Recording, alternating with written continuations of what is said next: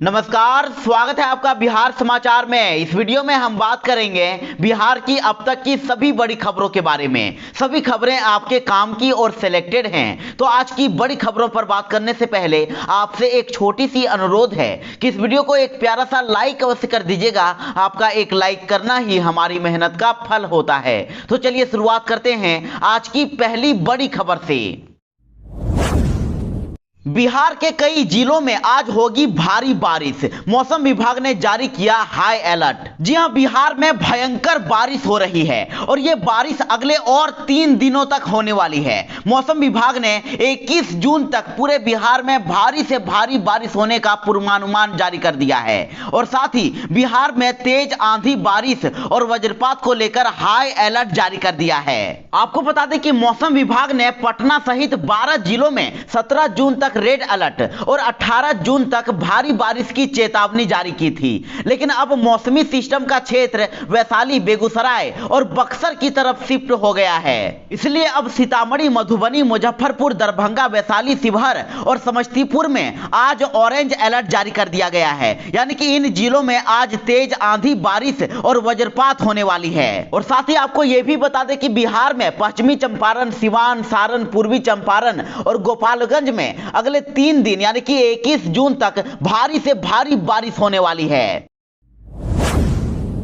बिहार में भयानक बारिश के साथ ही अब भयानक बाढ़ भी आ गया है और बिहार के कई जिले अभी से ही डूब गए हैं। राज्य के अलग अलग हिस्सों में लगातार बारिश से गंडक, कमला बगान और कोसी सहित कई अन्य नदियां उफान पर है। लगातार हो रही बारिश के कारण जल जीवन अस्त व्यस्त हो गया है और बारिश के कारण कई जिलों में बाढ़ आ चुका है। तो वहीं बिहार के जिन जिलों में बाढ़ का सबसे ज्यादा खतरा है वे जिले हैं अररिया, सुपौल, दरभंगा, किशनगंज, गोपालगंज, मोतिहारी, बेतिया और पटना। इन जिलों में कभी भी बाढ़ आ सकती है। तो इधर बाढ़ के कारण अब गोपालगंज में भयानक स्थिति हो गई है। पूरा गोपालगंज डूब रहा है और स्थानीय जनप्रतिनिधियों के अनुसार यहां पर अभी भी 5 से 7 हजार लोग फंसे हुए हैं और निजी नाव के जरिए इनको निकाला जा रहा है। गोपालगंज के कई निचले इलाके डूब चुके हैं और यहां पर 7 से 8 फीट तक पानी बह रहा है। गंडक नदी के बढ़ते जलस्तर के कारण हालात बेकाबू होने लगे हैं और खतरा लगातार बढ़ता ही जा रहा है। जान जोखिम में डालकर अब लोग पलायन करने के लिए मजबूर हो गए हैं। तो वहीं बाढ़ पीड़ितों का कहना है कि खाने के लिए घर में राशन नहीं है। बाढ़ के पानी ने सब कुछ तबाह कर दिया है। घर में जो अनाज रखे हुए थे वो भी पानी में ही बह गया है। ऐसे में भूखमरी की स्थिति अब सामने आ गई है। अभी मानसून की पहली बारिश में ही यही हाल है तो आगे क्या होगा? अभी तो पूरा मानसून बाकी है। बाढ़ के कहर को रोकने के लिए जुटी अब सरकार। जल संसाधन विभाग का टोल फ्री नंबर हुआ जारी। प्रभावित जिलों में डॉक्टरों की भी होगी तैनाती। जी हां, बिहार में भारी बारिश के बाद अब बाढ़ के कहर को रोकने के लिए सरकार जुट गई है और बाढ़ के दौरान प्रशासनिक सुविधा मुहैया कराने के लिए एक और जहां टोल फ्री नंबर जारी कर दिया गया है तो वहीं सरकार की ओर से बाढ़ प्रभावित इलाकों में डॉक्टरों की तैनाती के लिए भी रोस्टर बनाया गया है। बाढ़ प्रभावित जिलों में डॉक्टरों की तैनाती के लिए रोस्टर तैयार होने लगा है। सरकार की ओर से जल्द ही इस संबंध में आदेश जारी किया जा सकता है। तो वहीं हर एक घरों में गंभीर मरीजों, गर्भवती महिलाओं और नवजात शिशुओं जिन्हें देखभाल की जरूरत है उनको आशा व एएनएम के माध्यम से चिन्हित करने का काम शुरू कर दिया गया है। और जल संसाधन मंत्री संजय कुमार झा ने ट्वीट करके कहा है कि बाढ़ से सुरक्षा में जन सहभागिता के लिए विशेष पहल, तटबंधों में कटाव, रिसाव, पाइपिंग आदि की सूचना 24x7 हेल्पलाइन नंबर 180034564145 पर फोन करके या ट्विटर या फेसबुक पर #HelloWRD के साथ पोस्ट करके जल संसाधन विभाग तक पहुंचाएं। कृपया बाढ़ से सुरक्षा के हमारे प्रयासों में सहयोग करें। बिहार में छात्र छात्राओं के लिए एक बड़ी खुशखबरी है। बिहार में मैट्रिक और इंटर की परीक्षा में फेल हुए सभी स्टूडेंट अब पास कर दिए गए हैं। बिहार सरकार ने ले लिया है बड़ा फैसला। जी हां, कोरोना काल में बिहार मैट्रिक और इंटर की परीक्षा में फेल हुए छात्र छात्राओं के लिए एक बड़ी खुशखबरी है। बिहार सरकार ने एक बड़ा निर्णय लेते हुए अब एग्जाम में फेल हुए सभी परीक्षार्थियों को पास करने का ऐलान कर दिया है। और शुक्रवार को बिहार के शिक्षा मंत्री विजय कुमार चौधरी ने यह ऐलान किया है कि सरकार इस बार कोरोना के कारण कंपार्टमेंटल की परीक्षा कराने में सक्षम नहीं है, इसीलिए फेल हुए छात्र छात्राओं को ग्रेस मार्क्स देकर पास करने का फैसला लिया गया है। यानी कि अब वो मैट्रिक और इंटर के सभी स्टूडेंट जो फेल हो गए हैं, अब उनको ग्रेस मार्क्स देकर पास कर दिया जाएगा। मुख्यमंत्री नीतीश कुमार ने लिया एक और बड़ा फैसला। अब बीडीओ, सीओ, एसडीएम और थानेदारों की पोस्टिंग में महिलाओं को 35% आरक्षण। जी हां, बड़ी खबर है कि बिहार में अब बीडीओ, सीओ, अनुमंडलीय पदाधिकारी यानी कि एसडीएम और थानेदारों की पोस्टिंग में भी महिलाओं को 35% आरक्षण मिलेगा। और नीतीश कुमार के आदेश के बाद सरकार ने सभी संबंधित विभागों को पत्र जारी कर दिया है और विभागों से सूची मांगी जा रही है कि इन पदों पर फिलहाल कितनी महिलाओं की पोस्टिंग की गई है। बिहार सरकार के सामान्य प्रशासन विभाग ने नीतीश कुमार के आदेश के आलोक में यह पत्र जारी किया है और विभाग के संयुक्त सचिव की ओर से जारी पत्र में कहा गया है कि नीतीश कुमार के 7 निश्चय पार्ट 2 में महिलाओं को सशक्त करने का फैसला लिया गया था। और इसी बाबत पिछले मार्च महीने में ही 7 निश्चय पार्ट 2 की समीक्षा के दौरान यह तय किया गया था कि स्थानीय प्रशासन में महिलाओं को पर्याप्त स्थान दिया जाए, यानी कि बीडीओ, सीओ, एसडीएम और थानेदार जैसे पदों पर ट्रांसफर पोस्टिंग में महिलाओं को 35% प्रतिनिधित्व दिया जाए।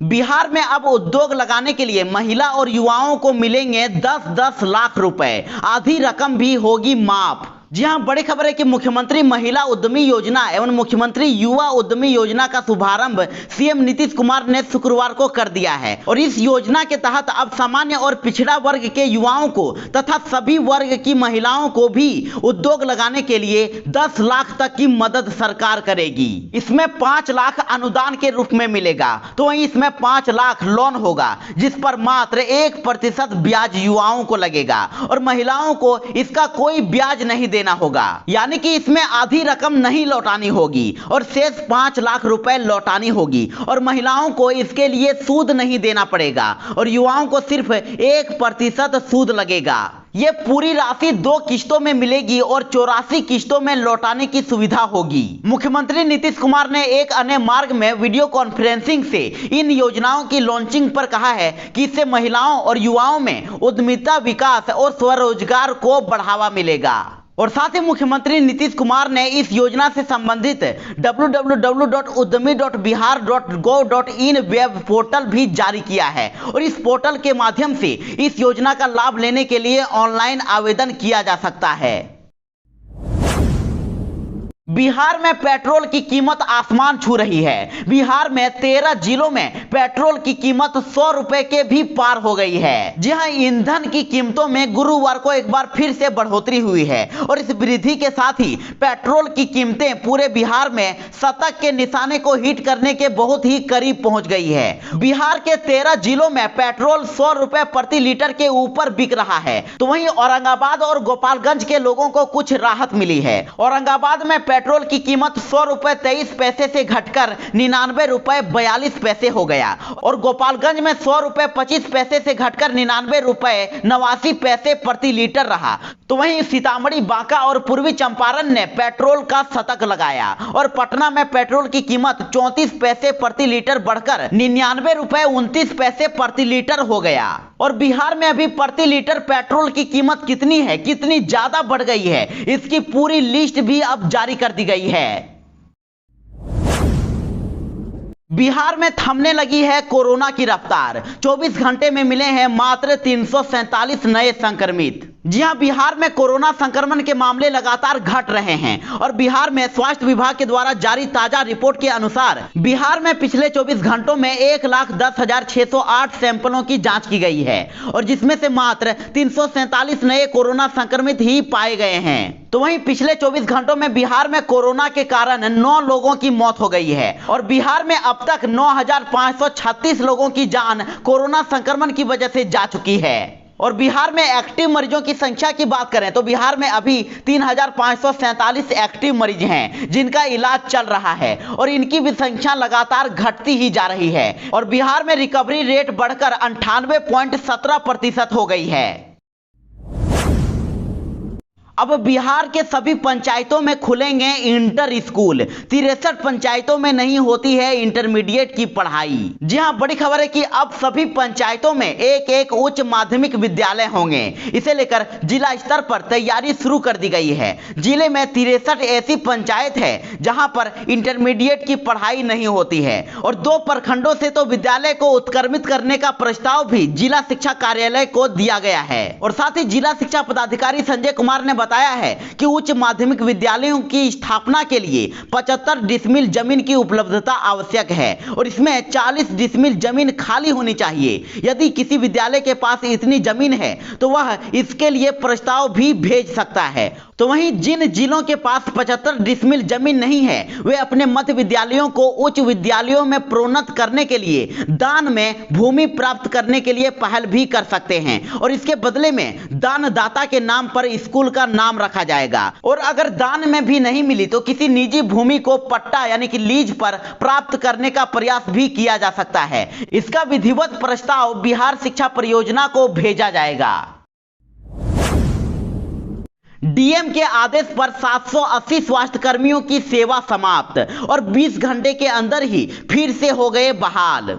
जी हां, बड़ी खबर है कि डीएम के आदेश पर स्वास्थ्य विभाग में बहाल 780 दैनिक कर्मियों की सेवा समाप्त करने के 20 घंटे के अंदर ही फिर से उन्हें बहाल कर लिया गया है और इस बार इनकी बहाली 26 जुलाई तक के लिए मान्य की गई है। इनकी बहाली में अनियमितता की शिकायत के बाद सिविल सर्जन ने डीएम के आदेश पर गुरुवार को बहाली रद्द कर दी थी और फिर 20 घंटे के अंदर ही स्वास्थ्य सुविधा चरमराने और विभागीय निर्देश के आलोक में सिविल सर्जन ने सभी को फिर से बहाल कर लिया। आपको बता दें कि कोविड से लड़ाई के लिए स्वास्थ्य विभाग में पिछले 1 महीने में 780 कर्मियों की बहाली दैनिक श्रम पुष्ट पर की गई थी और इनकी बहाली में धांधली की शिकायत पर डीएम ने डीडीसी एसके झा के नेतृत्व में जांच कमेटी गठित की थी और जांच कमेटी ने बहाली के अनियमितता के शिकायत की पुष्टि करते हुए उसे रद्द करने की सिफारिश के साथ ही दोषी पदाधिकारी के खिलाफ कार्रवाई की अनुशंसा की थी।